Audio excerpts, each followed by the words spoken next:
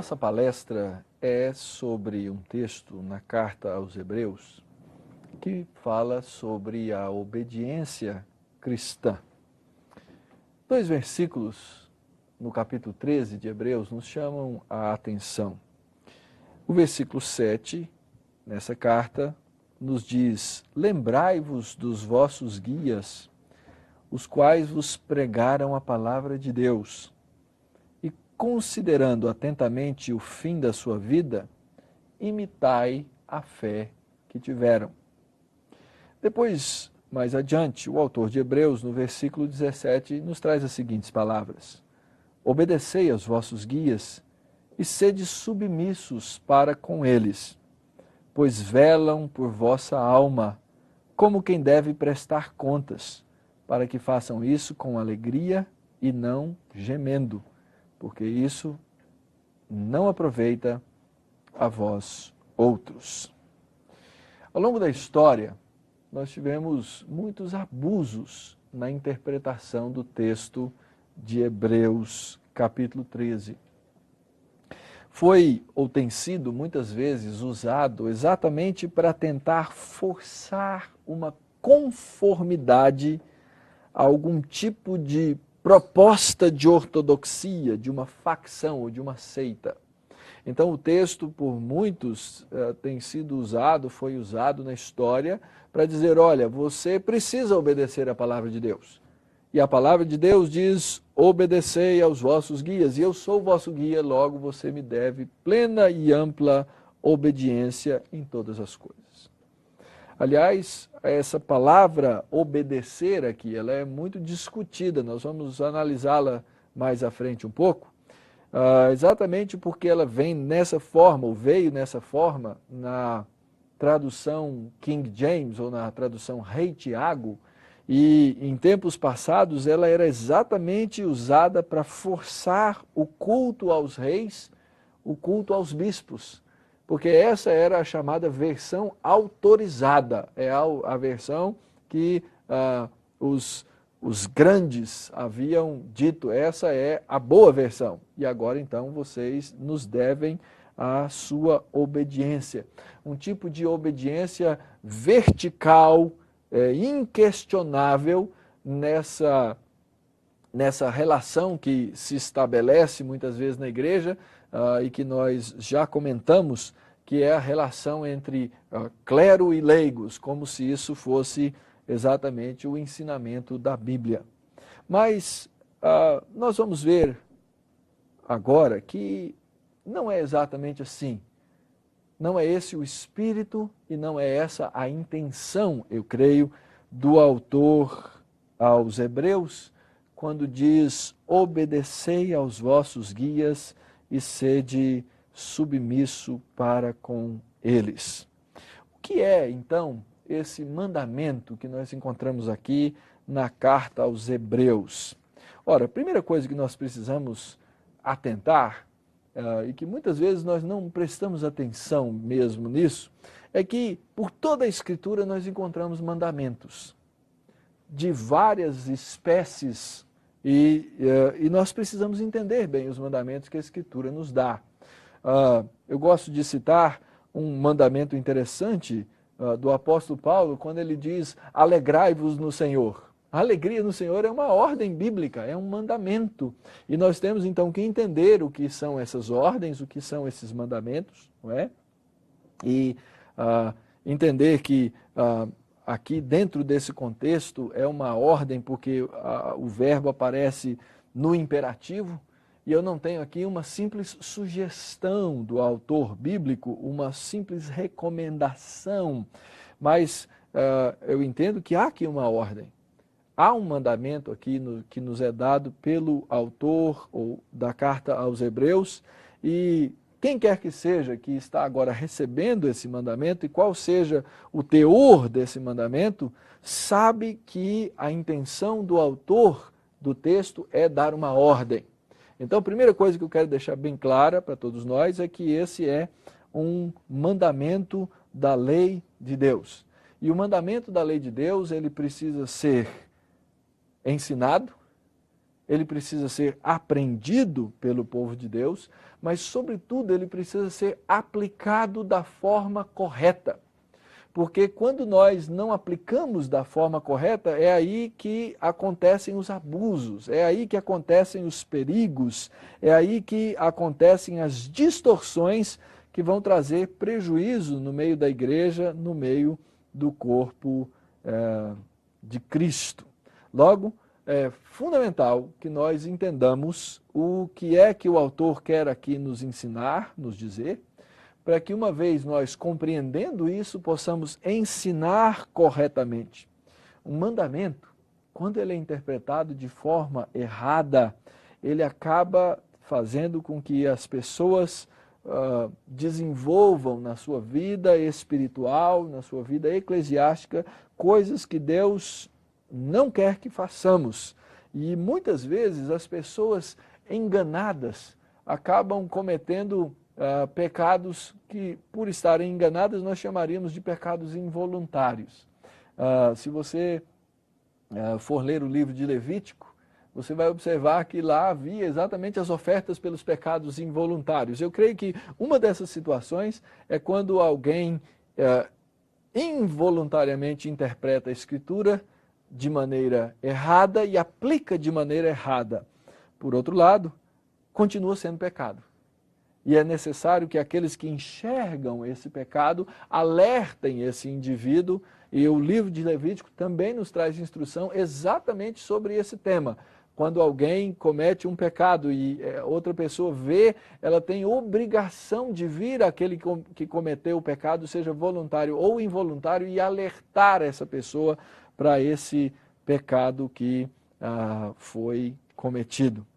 Logo, precisamos entender aqui quem deve obedecer esse mandamento e o que é o mandamento. Ora, o texto foi escrito para a comunidade dos hebreus, não é?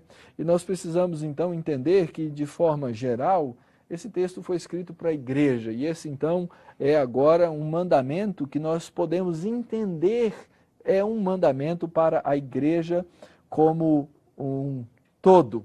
E aqui então os crentes que receberam a epístola aos hebreus precisam obedecer o mandamento que lhes foi dado. Então eu queria, em primeiro lugar, estudar qual foi a ordem, qual é esse mandamento. A nossa tradução diz assim: obedecei aos vossos líderes. E a pergunta que nós precisamos fazer é: que tipo de obediência é essa? Será que é toda a obediência simples, cega, para todas as coisas que um líder disser, devo eu obedecer pura e simplesmente? E a resposta é não. Claro que não. Essa obediência cega e impensada a absolutamente tudo é uma marca das seitas. As seitas é que fazem esse tipo de obediência e que desenvolvem esse tipo de liderança e usam esse texto e outros textos da Escritura para forçar as pessoas a algum tipo de submissão. Mas o verbo que é usado aqui, por exemplo, não é o mesmo verbo usado por Paulo quando diz: filhos, obedecei os vossos pais. É diferente. É um tipo de obediência, eu creio, aqui, que tem um caráter um pouco diferenciado. A palavra que é usada aqui, ela nos dá a impressão ou a noção de que é uma obediência por persuasão. É uma obediência onde os líderes buscam persuadir os crentes a ouvir a palavra de Deus e responder ao apelo amoroso dessa palavra. É por isso que nós vamos encontrar no próximo verso o autor dizendo: orai por nós, pois estamos persuadidos de termos boa consciência. Esse termo, persuadidos, é exatamente da mesma raiz do verbo que vem traduzido na nossa Bíblia em português por obedecer. Agora observe o tipo de persuasão que é tido ou que é revelado aqui nesse versículo, não é? Ele diz assim: desejando em todas as coisas viver condignamente.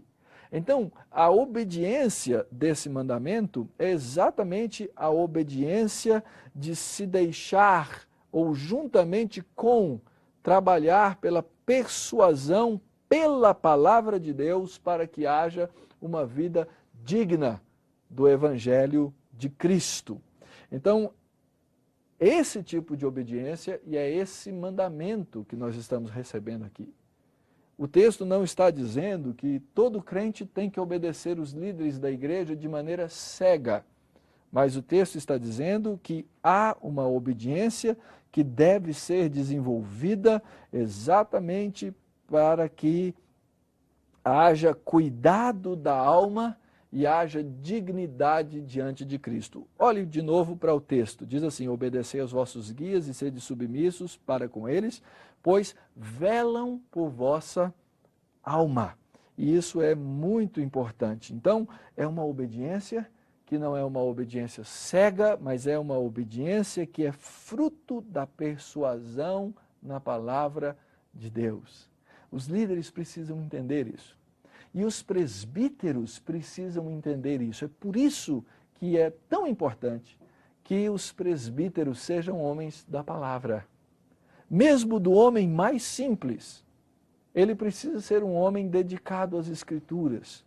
O presbítero é um homem que ama a palavra de Deus e que, por amar a palavra de Deus com zelo e consciência diante da palavra de Deus, vai exortar a congregação, o povo de Deus, a fazer essas coisas conforme a Escritura. Então vem a outra pergunta: se esse é o tipo de obediência aqui requerido, a quem se deve obedecer? O texto diz: obedecei aos vossos guias. Mais uma vez, é importante sermos bem cuidadosos.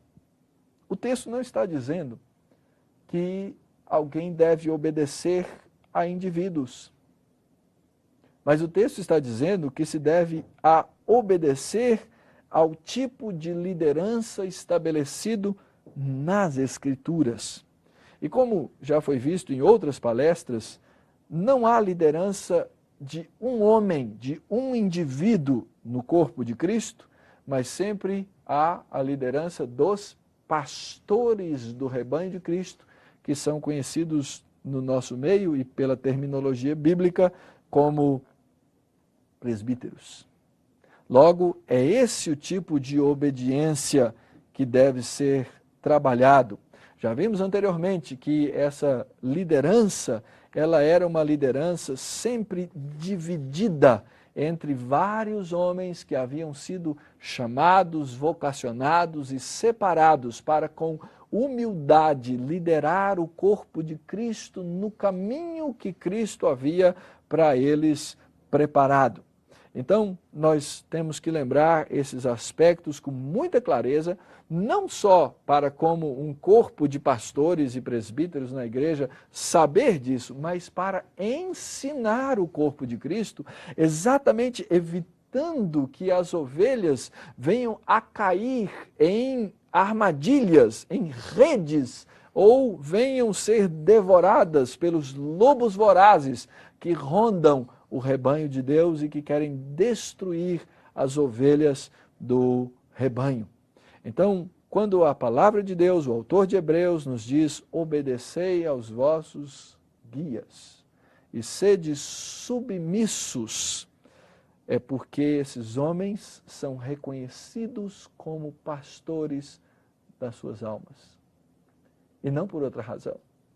Não porque o indivíduo tem um grande carisma, ou não porque ele é um homem que tem grande potencial econômico, ou não porque esse é um homem que tem uma personalidade forte. Nada disso.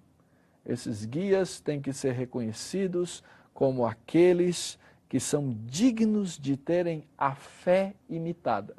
Eu creio que a referência do verso 7 do capítulo 13 é exatamente a esse mesmo tipo de guias, quando o texto nos diz que devemos lembrar dos guias, porque eles pregaram a palavra de Deus.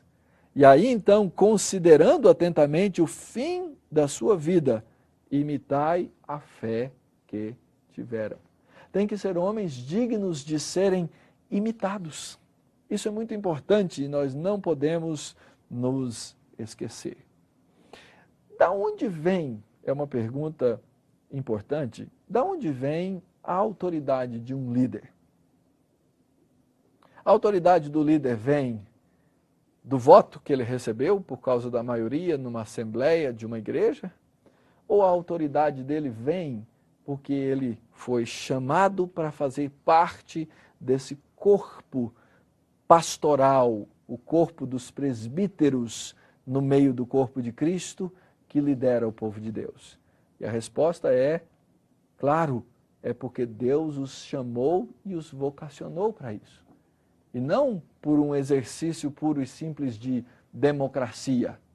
Então, é importante entendermos de onde procede a autoridade dos líderes e como é que nós devemos conduzir a nós mesmos diante dos líderes e como é que os líderes devem se conduzir diante do povo de Deus.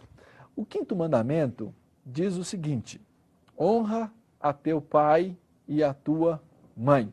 Você vai encontrar esse texto em Êxodo, capítulo 20, em Deuteronômio, no capítulo 5. E eu resolvi fazer uma pesquisa nos nossos símbolos de fé para saber como interpretar o quinto mandamento. E no nosso breve catecismo, a pergunta 64 diz assim: o que exige o quinto mandamento? E vejam bem a resposta que os nossos irmãos nos trouxeram. O quinto mandamento exige a conservação da honra e o desempenho dos deveres pertencentes a cada um em suas diferentes condições e relações, como superiores, inferiores ou iguais. O Catecismo de Heidelberg também trabalha com a pergunta: o que Deus requer de nós no quinto mandamento? E a resposta: que eu tribute honra, amor e fidelidade a meu pai e minha mãe e a todos os que foram colocados em autoridade sobre mim, que me submeta com respeitosa obediência a toda cuidadosa instrução e disciplina deles e que também suporte com paciência suas falhas, pois que é da vontade de Deus governar-nos pelas mãos deles. Essa deve ser uma das marcas da liderança cristã verdadeira. O ensino da procedência da autoridade que um líder possui. Ainda que o mandamento fale honra teu pai e tua mãe, a ordem do mandamento não se limita à família. Quando o mandamento trata da honra do pai e da mãe, ao mesmo tempo de forma implícita, ele está tratando e nos mandando honrar aqueles que são colocados sobre nós como liderança. Agora, da onde vem a liderança de um pai, a autoridade de um pai e de uma mãe? Exatamente do fato de que Deus os fez pai e mãe. Não fosse pela mão de Deus, assim não seriam. E é dessa forma que nós precisamos compreender o tipo de liderança que a Escritura desenvolve, nos ensina, devemos desenvolver como pastores e como presbíteros da Igreja do Senhor. E aqui eu não estou fazendo a diferença entre pastores e presbíteros, eu estou dizendo que todos que compõem o conselho da igreja são pastores, todos que compõem o conselho da igreja são presbíteros. Então, aquele que é levantado por Deus como uma autoridade, ele tem que saber receber honra, assim como também ele precisa saber ensinar a honra. Eu costumo dizer aos pais que quando eles não são honrados pelos filhos e quando os meus filhos, porventura, não me honram, provavelmente a raiz desse problema está em mim, que não ensinei a honra aos meus filhos. Então, acontece frequentemente de que nós precisamos interpretar o mandamento por dois lados. O mandamento, ele é de forma direta aos filhos: honra ao teu pai e à tua mãe. Mas de forma indireta, ele é um mandamento aos pais, para que eles ensinem aos filhos o conceito da honra e o conceito da autoridade na estrutura da sociedade e na estrutura também da igreja, na estrutura eclesiástica. É por isso que os presbíteros e diáconos devem ter a sua condição de candidatos ao ofício, nessa condição, devem ter avaliado o governo que essas pessoas exercem sobre a sua própria família.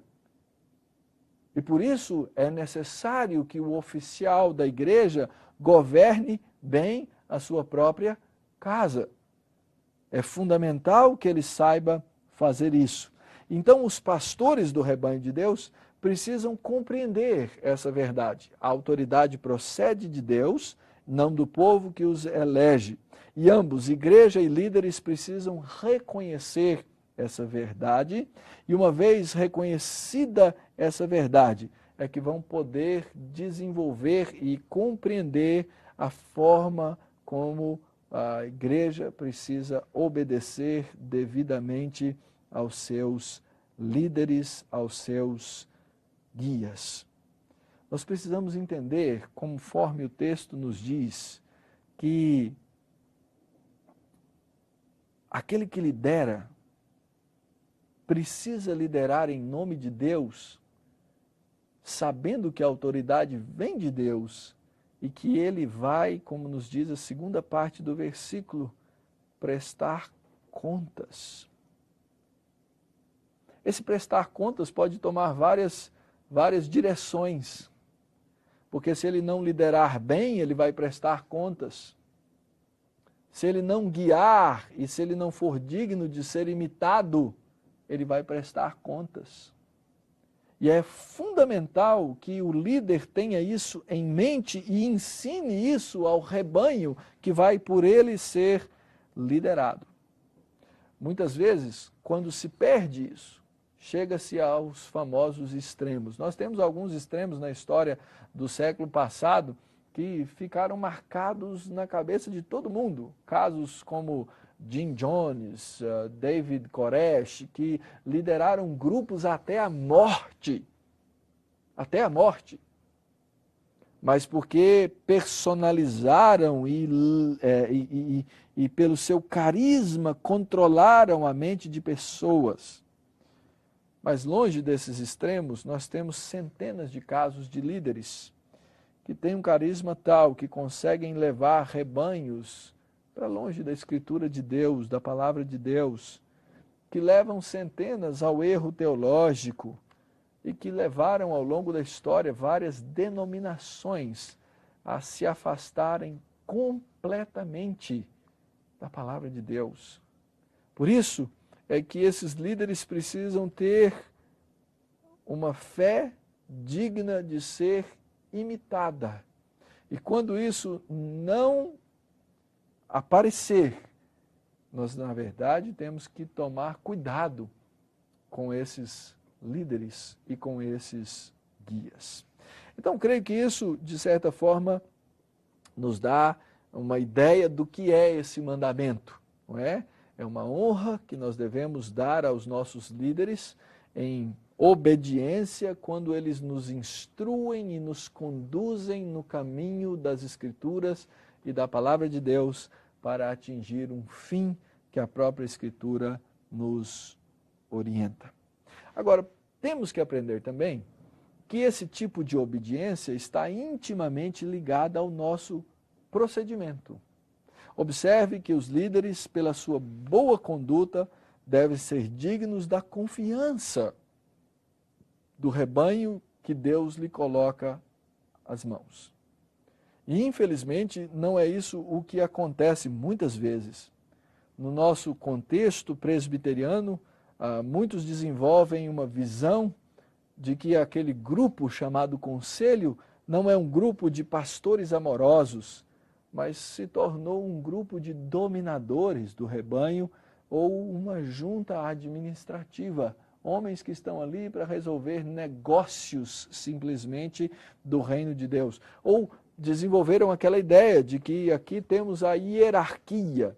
Ora, veja bem, o nosso sistema de governo, que é a forma como Jesus nos ensinou, ele é um sistema que deve seguir o coração daquilo que Cristo nos ensinou, que Jesus nos ensinou, da liderança serva, da liderança humilde, como já vimos em outra palestra, e não o desenvolvimento de castas dominadoras, onde uns estão sobre os outros, simplesmente um manda e o outro obedece.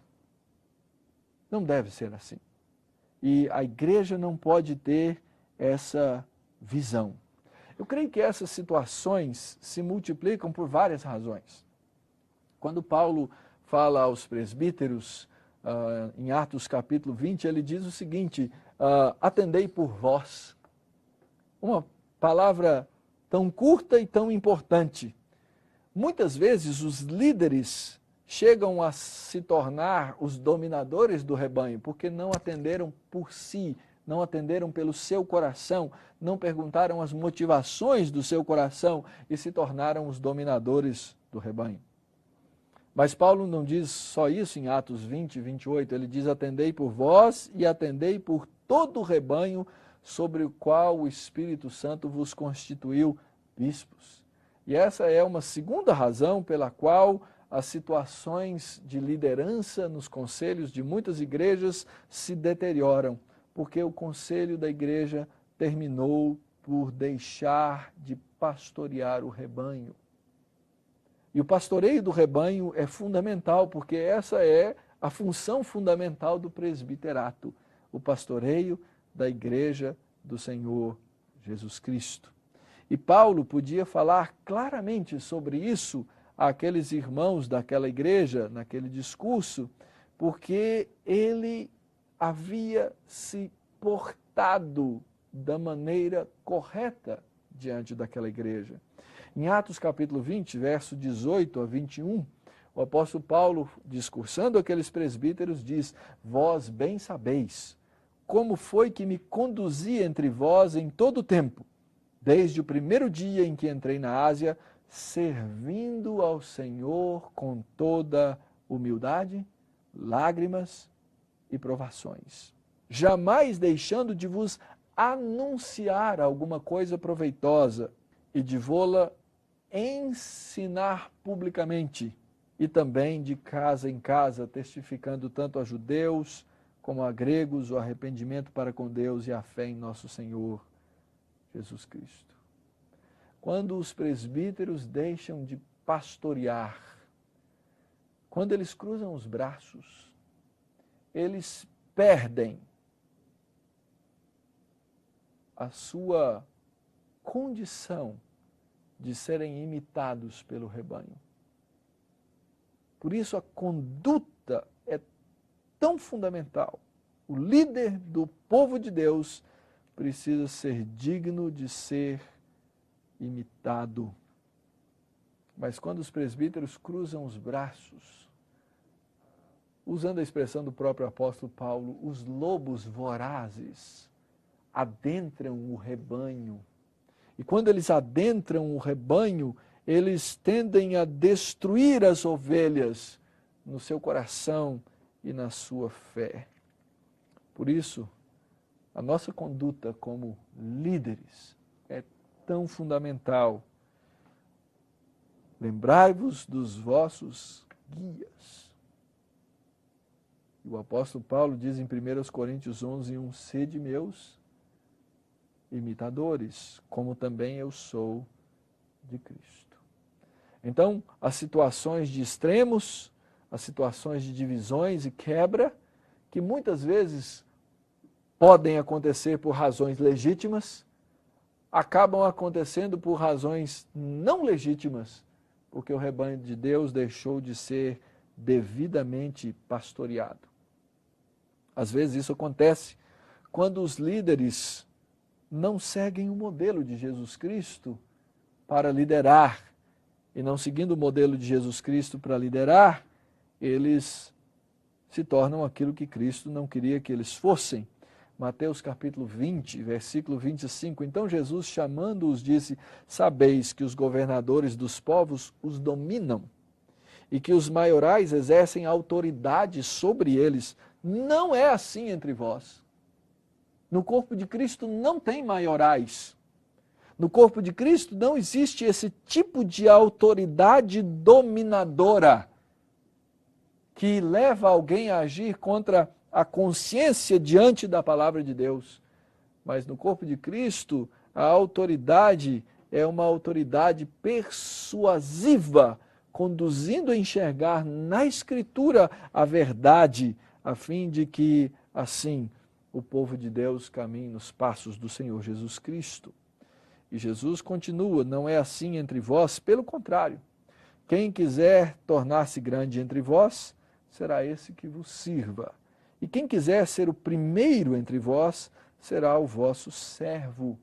Tal como o Filho do Homem, que não veio para ser servido, mas para servir e dar a sua vida em resgate de muitos.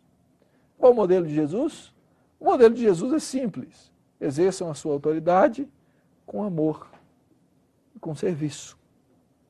Todo o nosso ato de liderar deve ser tratado como uma forma de ministério e nunca de tirania. Os nossos papéis de liderança têm que ser desempenhados com grande amor. E nós precisamos aprender a fazer todas essas coisas com mansidão, com verdade, com firmeza, porque esse é o significado de mansidão. Mansidão é usar a força certa naquilo que for preciso, naquilo que for necessário. Um homem considerado manso nas Escrituras é Moisés, porque ele sabia usar a força certa no ato de liderar. Mas em qualquer caso, não há lugar para tiranos, não há lugar para personalidades autoritárias, porque o líder é aquele que tem a obrigação de governar e proteger. Assim como um pai exerce a sua obrigação cuidando dos melhores interesses dos seus filhos e não como um tirano, assim os líderes na igreja, e por que não dizer, deveriam na sociedade exercer esse tipo de autoridade. Quando a Escritura reconhece que há os guias e que há aqueles que devem ser guiados e liderados, a Escritura não está nos apontando para diferentes qualidades de pessoas, mas para diferentes vocações dadas pelo Senhor Jesus Cristo e instrumentalizadas pelo Espírito Santo de Deus. Outro ponto importante que nós precisamos levantar é que esse tipo de liderança, esse tipo de obediência a essa liderança deve obedecer limites que são muito claros. Aqui existe um outro perigo, porque o líder, o guia, ele pode tomar tal forma na vida de uma pessoa ou de um grupo que começa a trabalhar coisas que ilegitimamente ele as toma para si.